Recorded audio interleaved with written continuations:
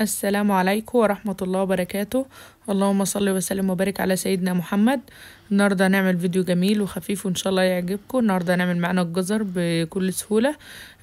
احلى المربات مربى الجزر طبعا. هتعجبكم جدا، بس مشوا عليها زي ما انا هقول لكم دلوقتي بكل خطواتها. معايا كمية جزر اللهم بارك كده، غسلتها وقشرتها وبشرتها كده بالمبشرة، عايزاها تبقى خشنة شوية مش عايزاها ناعمة. ومعايا 5 كوبايات سكر، ما يعادل كيلو سكر.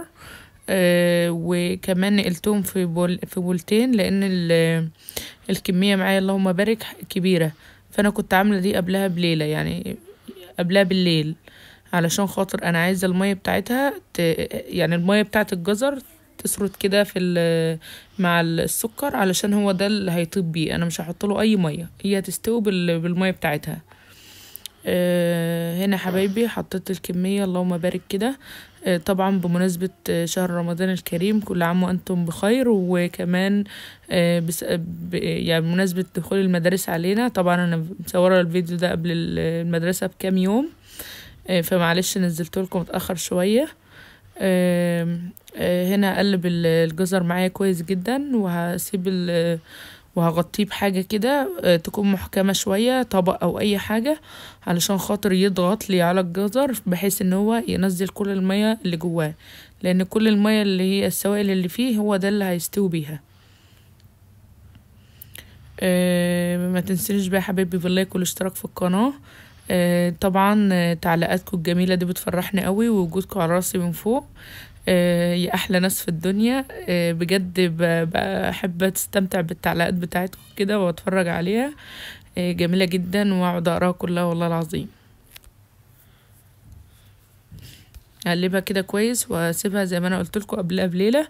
طبعا ما ينفعش تعمليها على طول، لازم تسيبيها تبات قبلها بليله كده، يعني قبلها بالليل.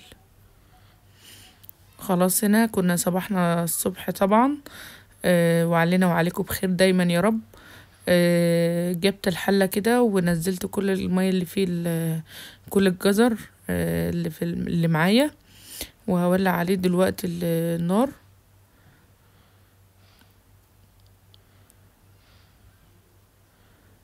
يعني كده ما شاء الله كل حاجة واضحة قدام حضراتكم اهيت. لو في اي استفسار ولا اي حاجة تكتبوا لي في التعليقات وانا هرد عليكم. خلاص حطيت الكمية كلها معايا دلوقتي. هطلع بقى دلوقتي على البوتاجاز، هولع. طبعا اول حاجة كده لازم تاخد لها غلوتين كده على نار عالية.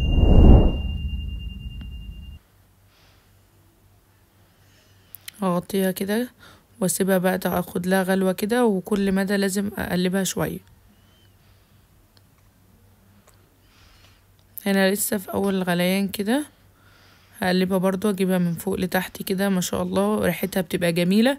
ولازم تحطوا السكر يكون ابيض يفضل، يعني لان السكر كل ما يكون ابيض بيعمل ريحة جميلة للجزر، وبيديله لون احلى. يعني ما بيخلوش، بيخلي ريحة الجزر هي وهي بتطيب كده جميلة. بجد من اجمل المربات اللي انت هتعملوها، وهتعجب ولادكم جدا وهتعجبكم جدا.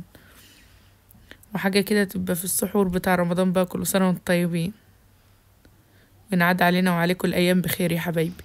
وهنا كده في قبل ما تقرب تستوي بحاجة بسيطة كده، معايا كده كمان معلقة عسل جلوكوز.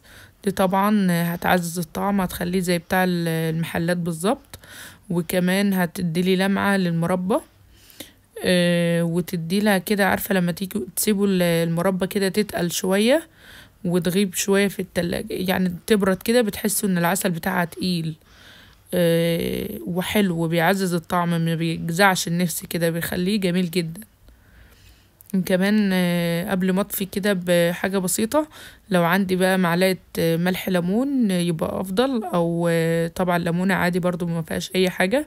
انا ما كانش متوفر عندي الملح الليمون فحطيت ليمونة. طبعا لو انت عاملة نص الكمية دي تحط عصرة ليمونة، بس نص ليمونة. يا رب يكون الفيديو عجبكم كده ويكون خفيف عليكم ودايما اشوفكم في وصفات كتير احلى وفيديوهات كتير. طبعا ربنا يديمكم في حياتي نعمة. وما تنسونوش في اللايك والاشتراك في القناة عشان يوصلكوا كل جديد مني يا حبايبي. كده هسيبها تبرد خالص، وبعد كده هنعبيها في البرطمانات بتاعتنا. وهنا حبايبي بعد ما عبيتها كمية اللهم بارك جابت لي 3 برطمانات كده، وحبيت اوريهولكوا حاجة كده جميلة وتستاهل بقكوا. اشوفكوا على خير الفيديو الجاي، في رعاية الله حبايبي، مع الف سلامة.